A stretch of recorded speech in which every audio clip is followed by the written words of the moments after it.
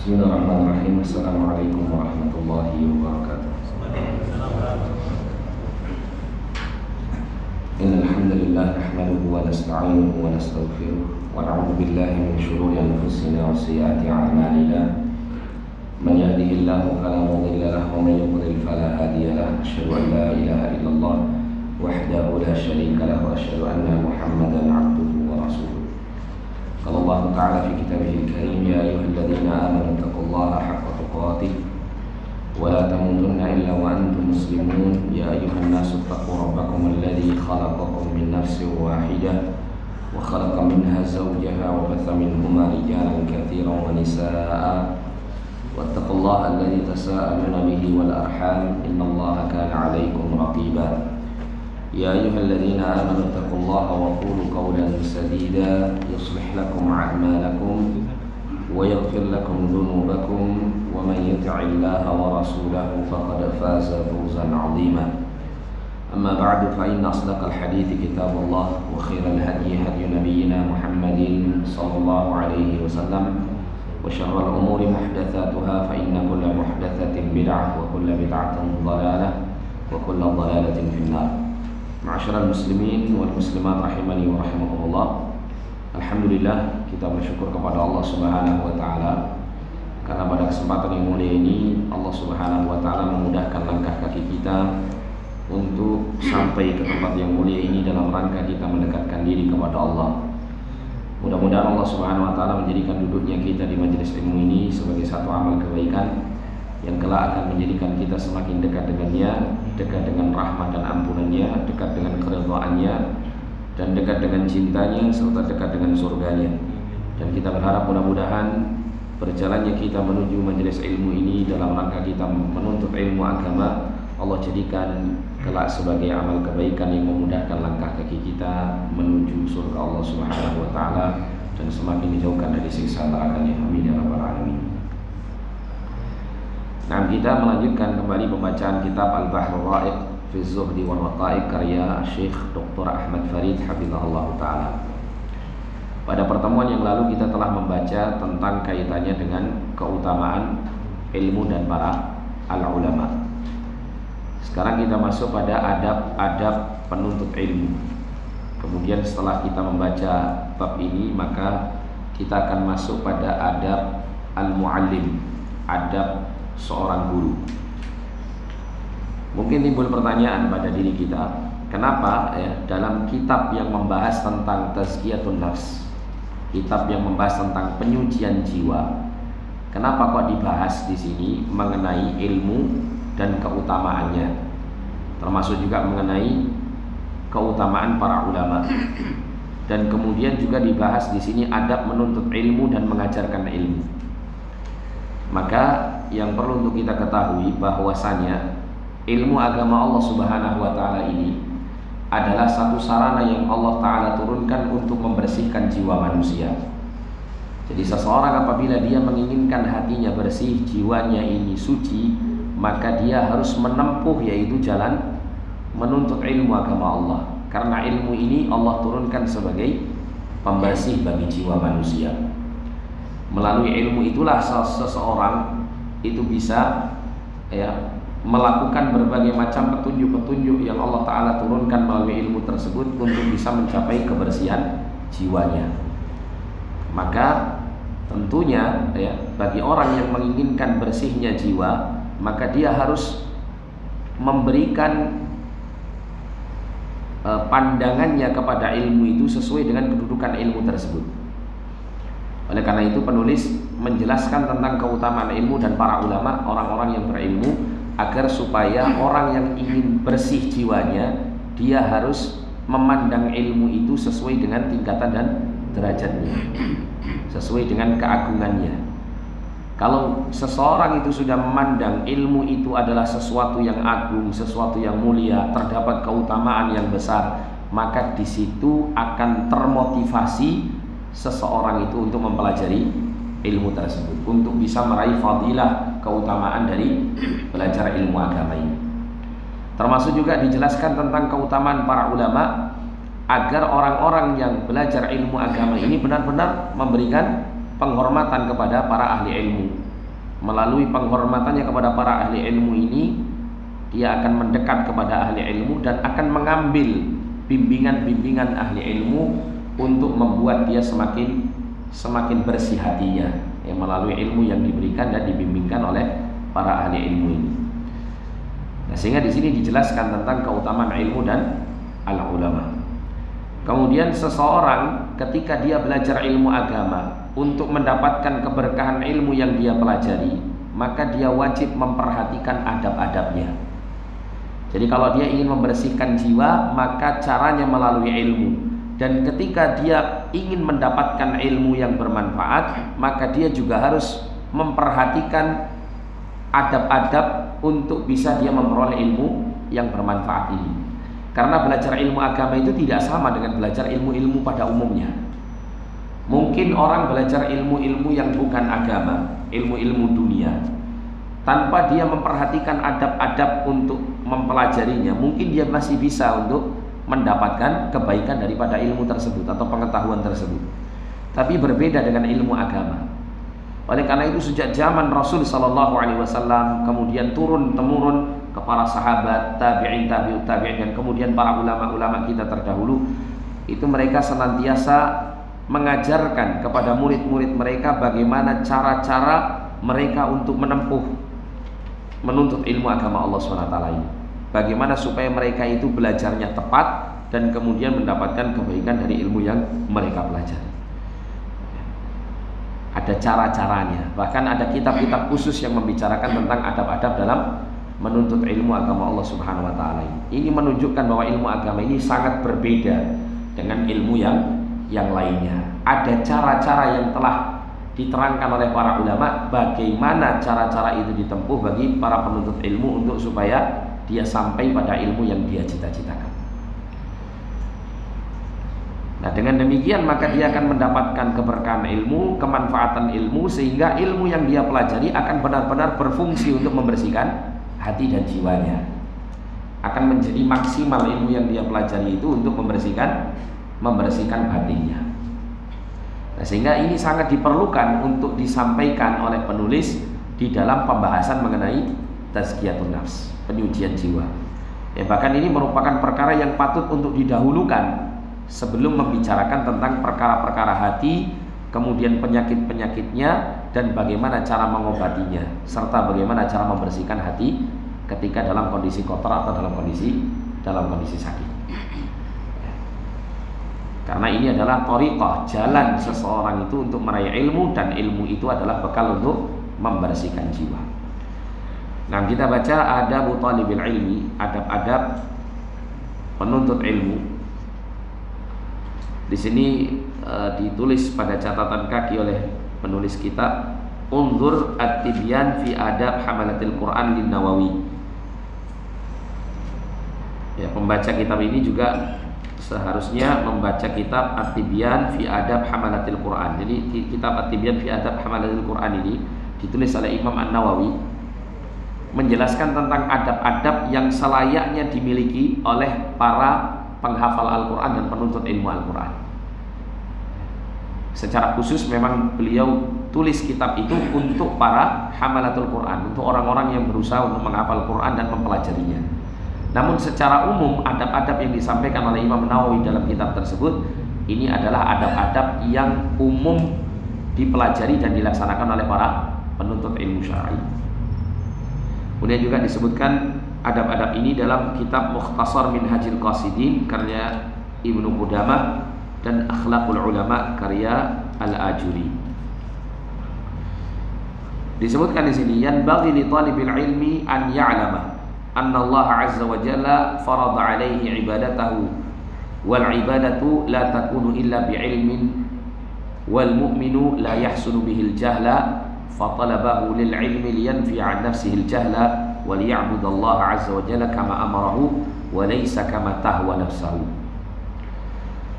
Selayaknya bagi penuntut ilmu itu untuk mengetahui bahwasanya Allah azza wa jalla telah mewajibkan atasnya beribadah dengan dasar ilmu. Wal ibadah la takunu illa bi ilmi, ya. Atau wajib baginya untuk beribadah, dan ibadah itu tidak akan bisa dilakukan kecuali dengan dengan ilmu. Seseorang kalau dia beribadah kepada Allah tanpa dasar ilmu, maka yang dia lakukan ini justru banyak merusak ibadah itu sendiri daripada memperbaikinya. Seperti dikatakan oleh Khalifah Umar bin Abdul Aziz rahimahullah, ya, beliau pernah mengatakan, man abadallaha bi ghairi ilmin, siapa yang beribadah kepada Allah tanpa dasar ilmu, kana yufsidu aktsar mimma yuslih, maka keadaan orang ini lebih banyak merusaknya daripada memperbaikinya. Ya, lebih banyak merusak ibadahnya itu daripada melaksanakan ibadah itu dengan sebaik-baiknya. Nah, sehingga kunci untuk meraih ibadah yang sempurna, ibadah yang terbaik itu adalah al-ilmu. Wal mu'minu la yahsunu bihil jahl. Seorang mukmin itu tidak akan pernah memandang baik kebodohan itu. Jadi ini yang patut untuk kita pegang, bahwa tiap-tiap mukmin, tiap-tiap orang yang beriman itu mesti menganggap kebodohan terhadap agama itu sesuatu yang sangat buruk. Itu sesuatu yang sangat buruk. Dan Allah Subhanahu wa taala mencela memang demikian, ya. Keadaan orang-orang yang jahil terhadap ilmu agama namun sangat-sangat perhatian dengan ilmu-ilmu dunia. Allah mengatakan ya'lamuna zahiran minal hayatid dunya wa hum 'anil akhirati hum ghafilun. Allah menyebutkan di dalam Al-Qur'an, mereka orang-orang yang cinta kepada dunia ini, mereka mengetahui tentang perkara-perkara dunia mereka, ya.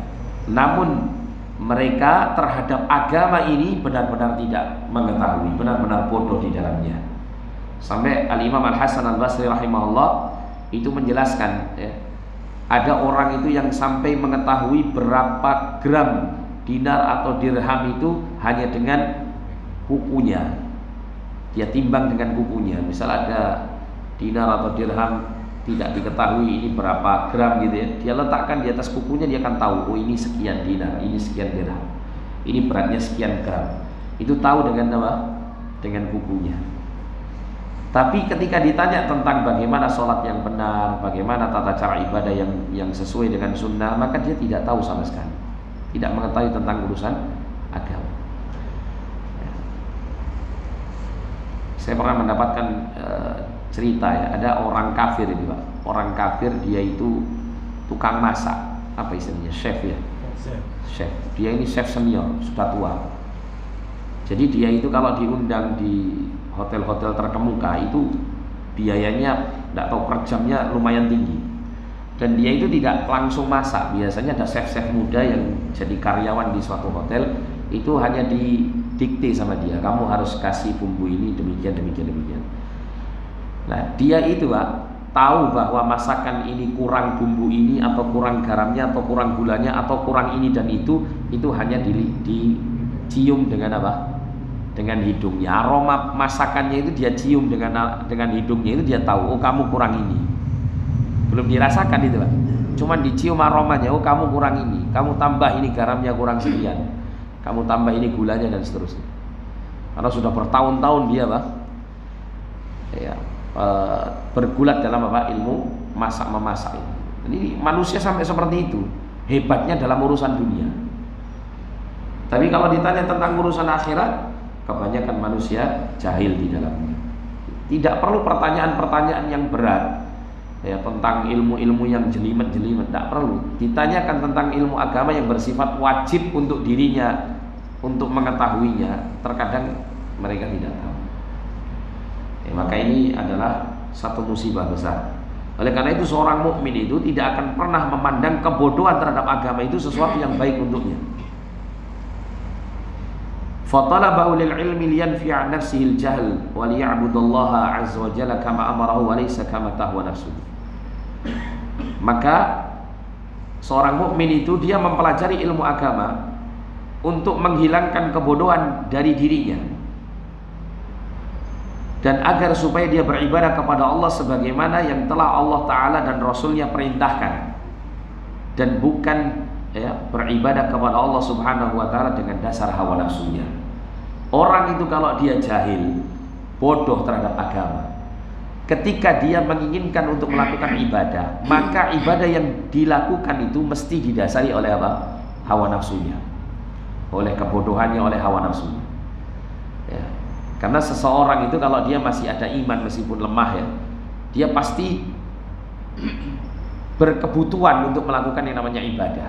Siapapun manusia itu sebetulnya memiliki fitrah, naluri yang mendasar untuk senantiasa mendekatkan diri kepada Tuhannya. Itu naluri fitrah.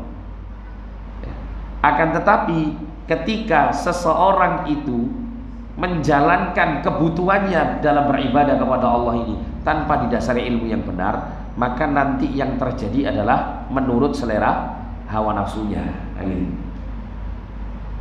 Oleh karena itu kebanyakan orang yang kemudian terjerumus di dalam kesesatan, melakukan amal yang tidak sesuai dengan contoh dan perintah Rasul Shallallahu Alaihi Wasallam, itu pasti orang-orang yang jauh dari petunjuk yang benar. Mesti termasuk orang-orang jahil mereka. Nah, sehingga di keadaan seperti ini kita bisa menangkap di sini bagaimana buruknya kebodohan dalam agama. Keinginan untuk beribadah itu adalah sebuah kebutuhan bagi kehidupan seorang hamba, tapi kalau tidak didasari oleh ilmu maka sia-sia semua ibadah yang dilakukannya, karena semuanya akan berdasar hawa nafsu. Nah, sehingga ya, susah-susah dia beribadah, ya, payah dia mengeluarkan tenaga dan semua apa yang dimilikinya untuk mendekatkan diri kepada Allah, tapi ujung-ujungnya dia tidak mendapat hasil apa-apa dari ketaatannya kepada Allah dengan jalan yang didasari oleh hawa nafsu ini. Oleh karena itu kebutuhan ilmu itu sangat besar. Fakana hadha muraduhu fi sa'i fi talabil ilmi mu'taqid al-ikhlas fi sa'ihi la yara li nafsihi al-fadl fi sa'ihi. Kemudian dijelaskan di sini oleh Syekh, maka seorang mukmin itu keinginan dia dalam berusaha menuntut ilmu itu diikat dengan keikhlasan.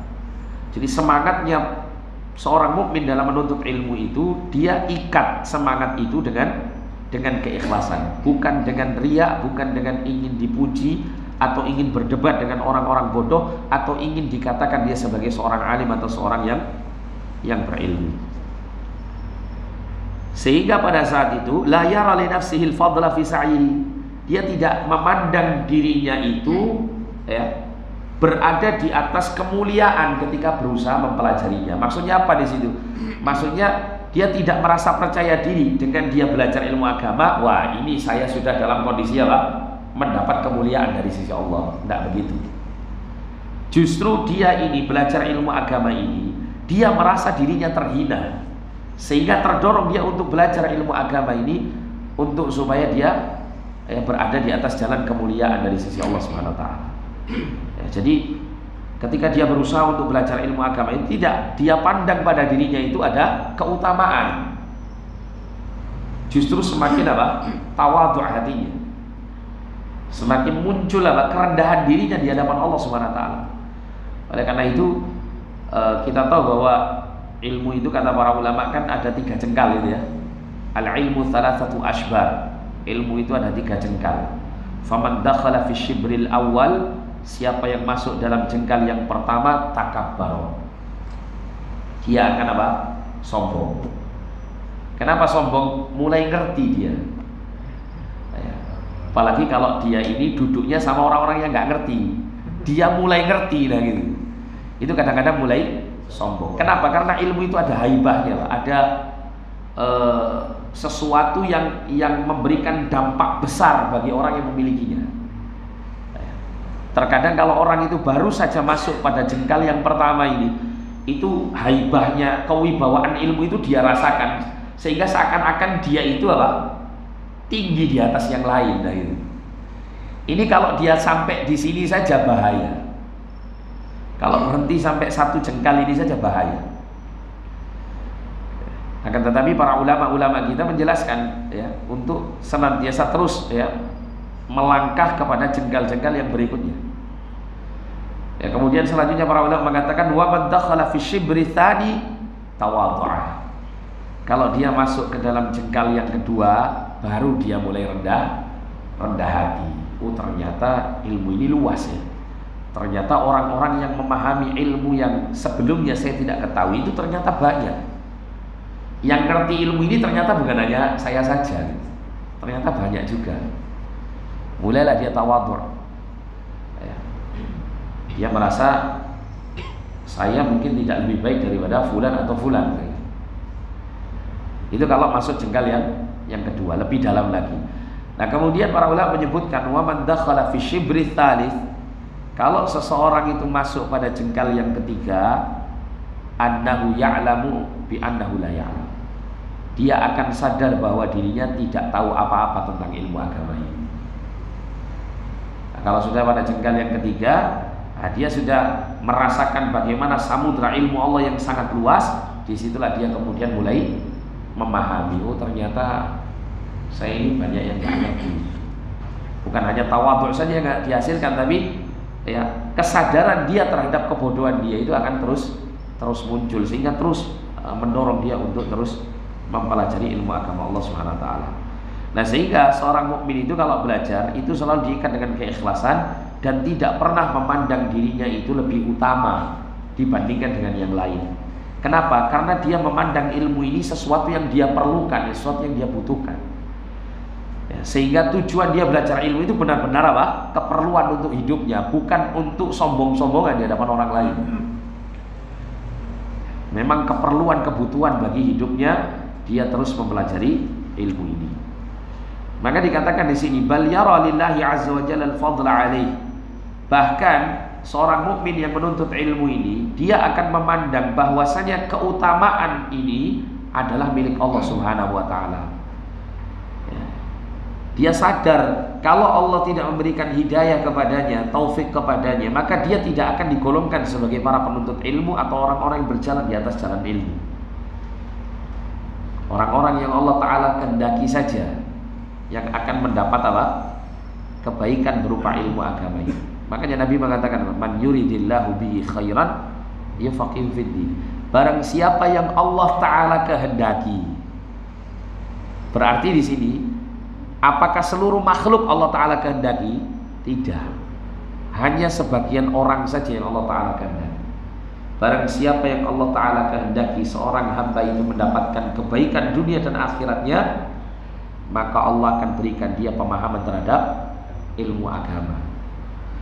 Nah, seseorang itu tidak akan sampai pada pemahaman agama yang baik kalau dia tidak berusaha mengambil sebab-sebab untuk meraih pemahaman tersebut. Dan Nabi mengatakan innamal ilmu bitta'allum. Sesungguhnya ilmu itu bisa diperoleh dengan cara dia mempelajarinya. Idh wafaqahu li talabi ilmin ma ya'budu bihi min ada'i fara'idi wa ijtinabi maharimihi. Ya, di mana Allah Subhanahu wa taala telah memberikan taufik kepadanya untuk menuntut ilmu yang dia butuhkan untuk dia beribadah kepada Allah Subhanahu wa taala, yaitu beribadah di dalam menjalankan kewajiban-kewajibannya kepada Allah dan menjauhi larangan-larangannya. Jadi dia merasa ketika dia ada semangat untuk belajar ilmu agama, dia merasa bahwa semangat belajar ilmu agama ini merupakan karunia Allah Subhanahu wa taala untuk dirinya. Dia sadar kalau Allah tidak menghendaki saya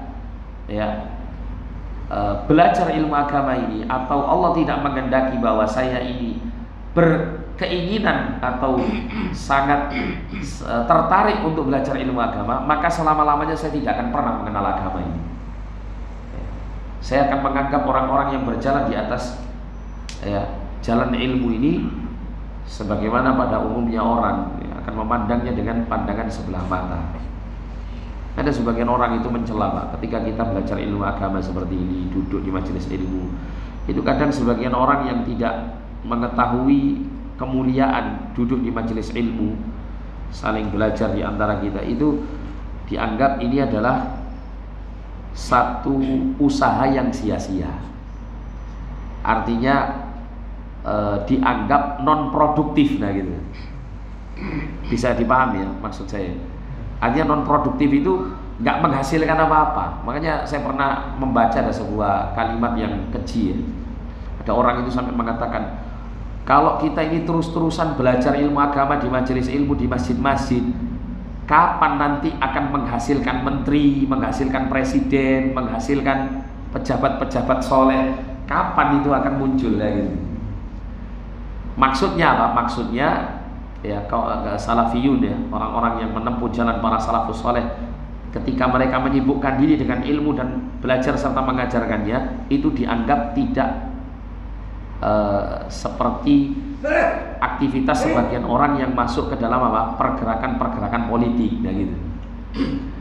Kalau mereka yang beranggapan bahwa memasuki pergerakan-pergerakan politik ini akan bisa menghasilkan pemimpin-pemimpin yang saleh, pemimpin-pemimpin yang baik, ya, tidak dengan apa? Kaum salafiyun yang hanya duduk di masjid, yang hanya menyibukkan diri dengan belajar. Itu nggak produktif menurut sebagian orang. Padahal Rasulullah dan para sahabatnya itu diangkat derajatnya oleh Allah sampai 2 negara superpower pada saat itu Allah tundukkan di hadapan mereka. Itu sumbernya dari apa? Duduknya Rasulullah dan para sahabat di Masjid Nabawi. Duduknya Rasulullah dan para sahabat di Masjid Nabawi. Usaha mereka dalam belajar dan mengajarkan ilmu agama ini yang menjadikan mereka mulia.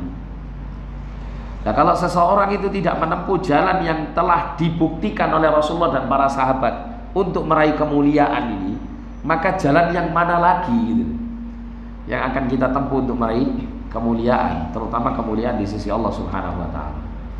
Bukan ada juga sebagian orang itu yang mencela ya, ketika kita membahas tentang permasalahan fikih misalnya gitu ya. Kita membahas tentang khilafiyah para ulama dan bagaimana para ulama itu berdalil masing-masingnya sehingga kita bisa membandingkan mana yang lebih kuat, mana yang lebih lemah. Itu kadang-kadang sebagian orang mengatakan ya, kalian itu masih sibuk urusan-urusan kecil misalnya. Urusan takbiratul ihram itu sholatnya harus takbiratul ihram itu kedua telapak tangannya harus menghadap kiblat ataukah tidak. Masih begitu pembicaraan kalian. Kalian lihat itu orang-orang kafir itu sudah sampai di bulan ya, gitu. Ya, sebetulnya simpel kita bisa jawab, Pak. Kita ini belajar ilmu agama Allah itu sudah sampai kepada Allah Subhanahu wa taala, pencipta bulan. Lebih tinggi lagi kita ini daripada orang-orang kafir yang hanya sampai di bulan. Itu pun juga belum tentu benernya kan gitu ya. Jadi begitu. Jadi kadang-kadang orang yang tidak mengetahui bagaimana kemuliaan ilmu itu, dia akan mengomentari ilmu itu seperti ini, seperti itu. Padahal ilmu inilah yang Allah Subhanahu wa taala turunkan ya. Bahkan Allah perintahkan pertama kali kepada Nabi sallallahu alaihi wasallam, "Iqra bismi rabbikal ladzi khalaq." Allah menyebutkan 5 ayat dalam surah Al-Alaq ini semuanya berkaitan erat dengan ilmu. Ilmu agama maksud saya. Nah, sehingga orang yang menuntut ilmu agama pasti akan Allah muliakan di dunianya maupun di akhiratnya. Kemudian selanjutnya, yanbaghi lahu an yatajannaba al-asbab asy-syaghilah 'an at-tahsili illa sababan la budda minhu lil hajah. Selayaknya bagi seorang penuntut ilmu itu untuk menjauhkan sebab-sebab yang menyibukkan dia dari memperoleh ilmu, kecuali sebab yang benar-benar dia perlukan. Maksudnya apa di sini? Jadi kalau seseorang itu dia belajar ilmu agama, maka hendaklah dia tidak menyibukkan waktunya kecuali untuk menuntut ilmu agama.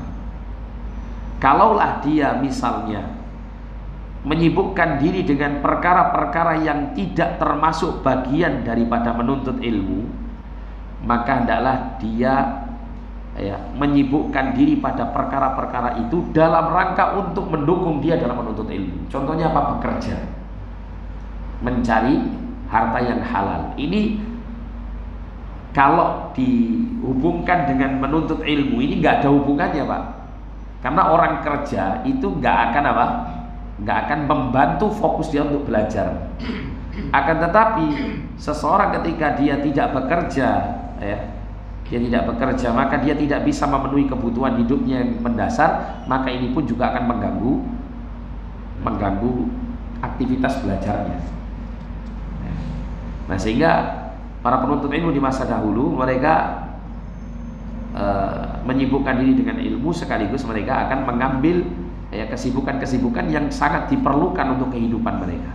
Adapun untuk yang lain-lain seperti main-main atau banyak menghabiskan waktu untuk jalan-jalan dan seterusnya, yang itu semuanya sama sekali tidak mendukung ya, dia untuk bertambah ilmu agamanya, maka yang seperti ini kata Syekh hendaklah hal-hal yang seperti ini dijauhi.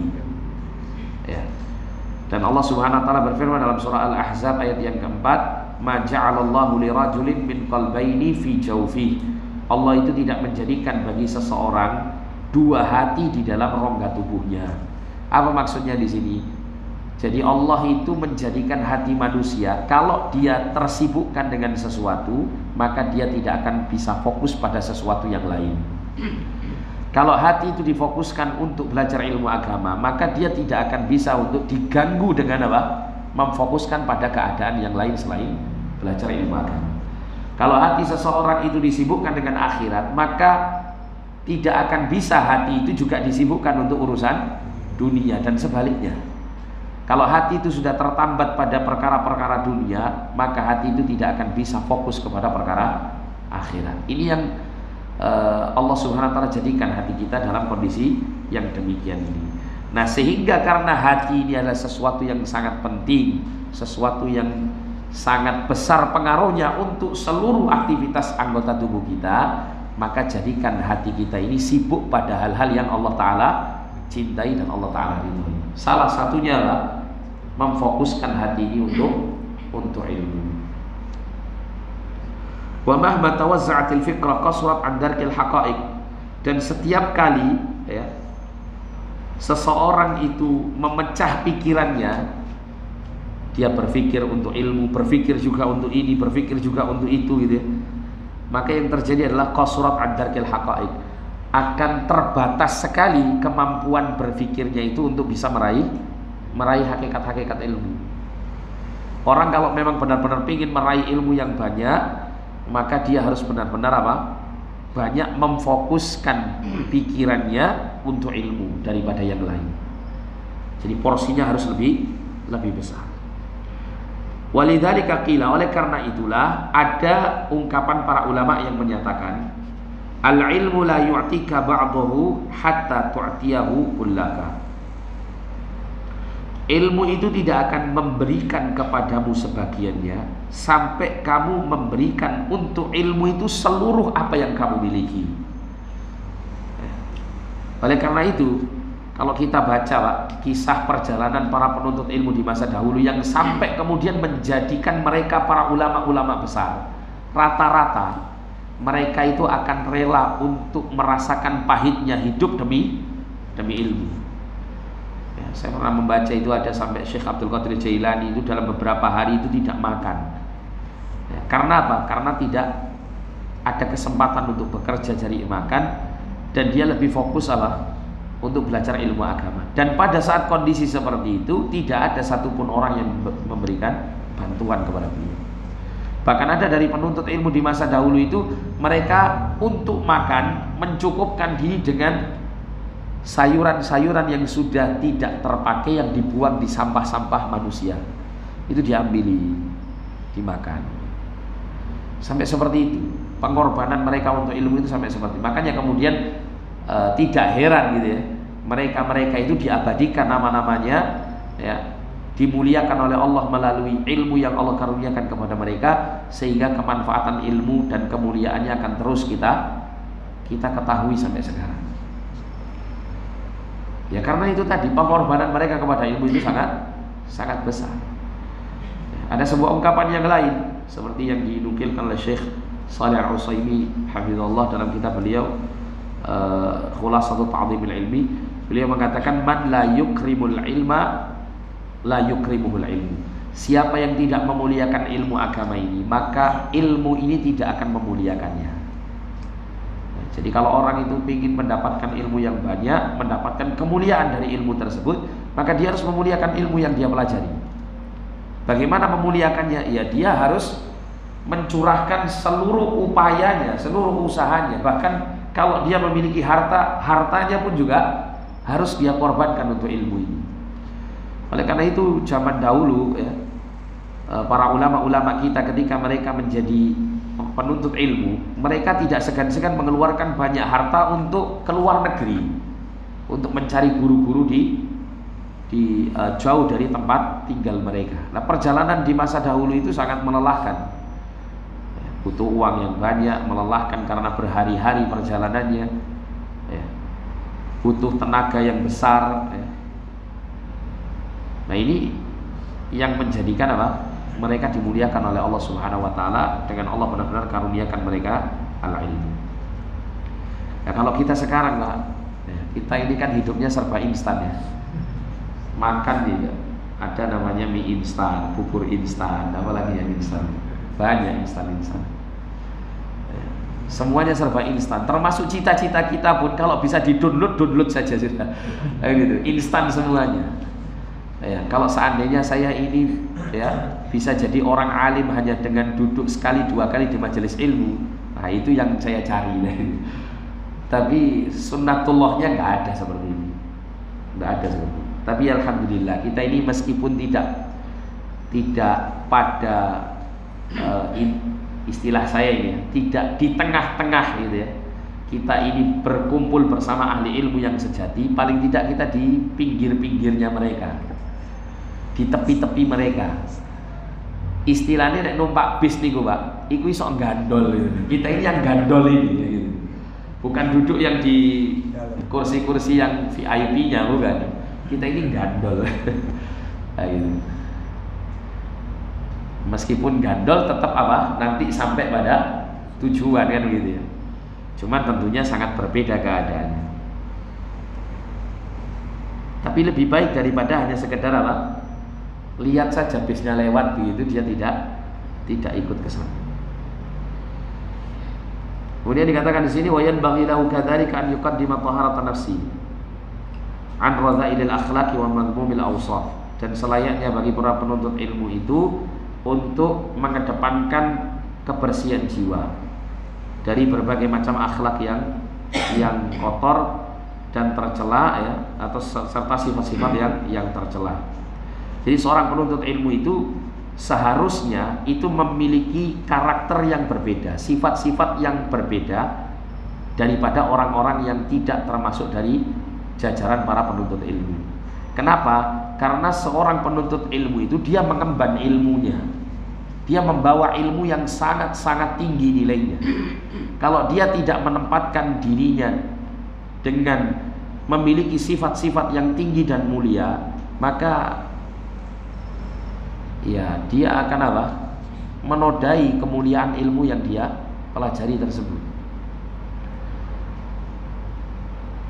Terkadang ya, orang itu akan mengikuti kesesatan itu bukan karena kesesatannya, tapi karena yang membawa kesesatan ini itu dibungkus dengan akhlak yang mulia, dengan tutur kata yang baik, ya, dengan penampilan yang disukai. Terkadang karena sebab itu seseorang simpati dengan kesesatan. Nah ini kesesatan bisa apa? Bisa disukai oleh seseorang karena sebab yang membawanya memiliki akhlak yang mulia. Nah bagaimana kalau seseorang itu dia membawa kebenaran?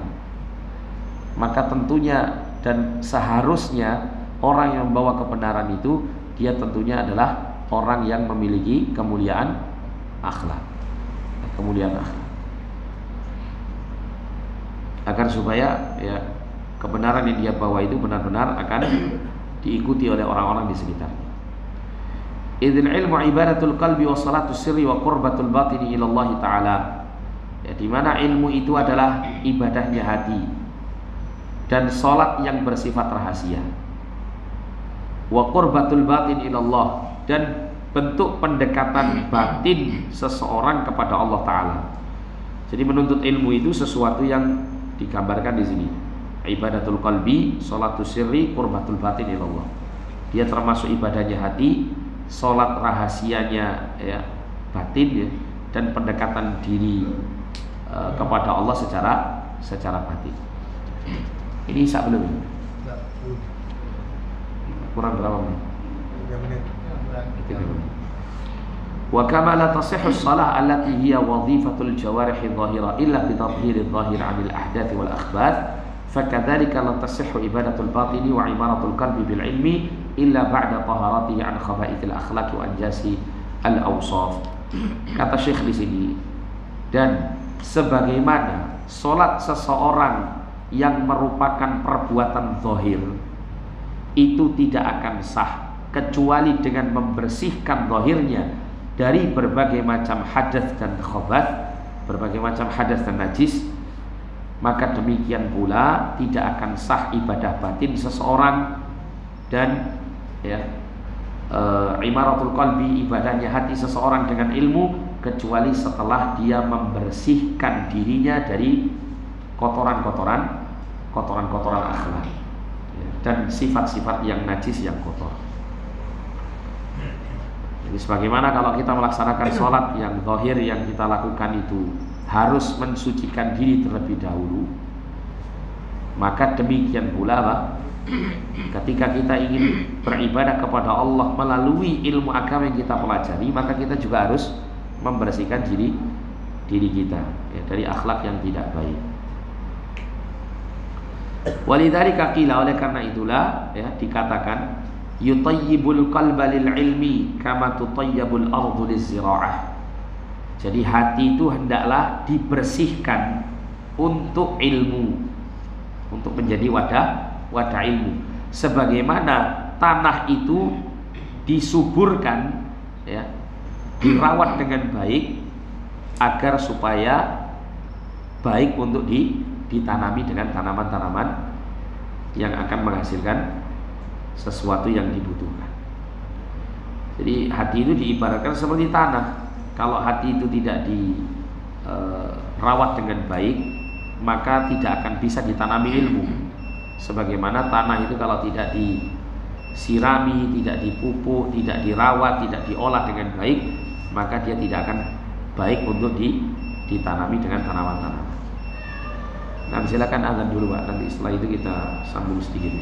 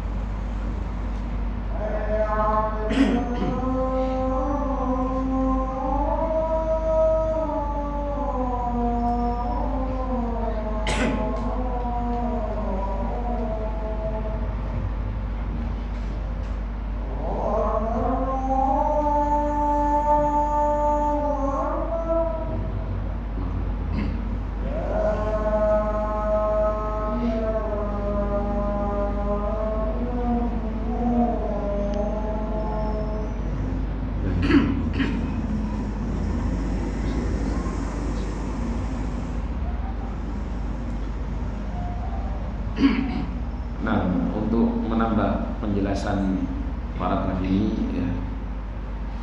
ditulis di dalam kitab Khulasat Ta'dhimul Ilmi karya Syekh Shalih Al-Utsaimin hafizahullah taala. Beliau menjelaskan salah satu simpul yang harus diikat oleh seorang penuntut ilmu pada dirinya ketika dia menuntut ilmu itu adalah tadhiru wi'a'il ilmi. Hendaklah dia mensucikan bejana ilmu. Apa bejana ilmu yang dimaksud? Yaitu hatinya. Hati ini adalah tempat di mana ilmu itu ditampung. Kenapa diperlukan pembersihan tempat bejana ilmu ini? Karena dengan bersihnya tempat penyimpanan ilmu itu, maka ilmu itu akan bisa bisa tersimpan dengan baik di dalamnya. Benar-benar bisa terjaga di dalam tempat yang bersih.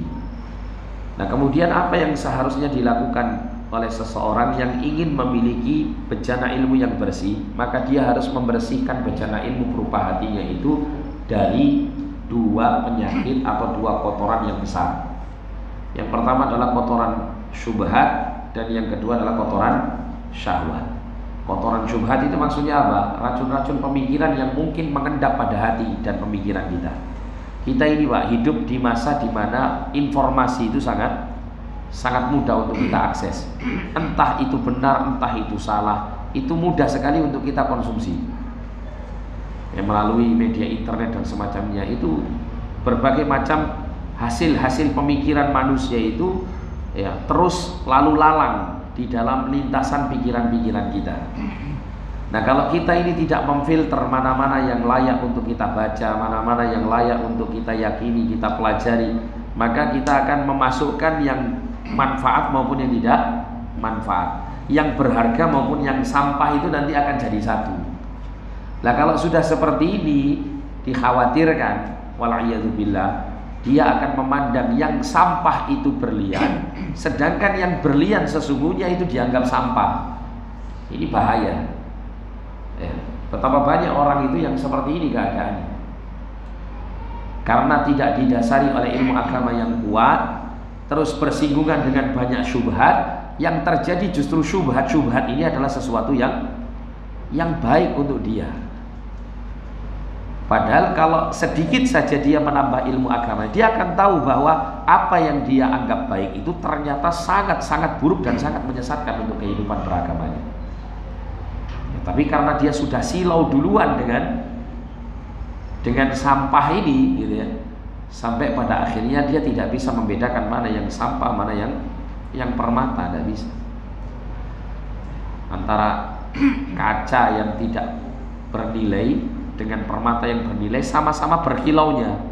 Dia tidak bisa membedakan mana kilauan yang benar-benar bernilai, mana kilauan yang tidak bernilai.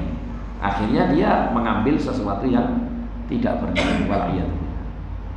Nah, oleh karena itu di masa-masa sekarang itu kita wajib untuk mengambil langkah-langkah untuk benar-benar membersihkan hati kita itu dari syubhat-syubhat ini.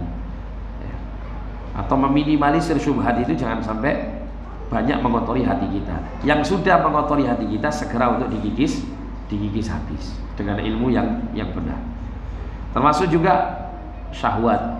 Nah, ini di masa kita sekarang itu sangat banyak sekali sarana dan fasilitas untuk membangkitkan syahwat manusia. Entah syahwat itu syahwat kepada lawan jenis, atau syahwat kepada kedudukan, syahwat kepada harta, syahwat kepada dunia, gitu ya.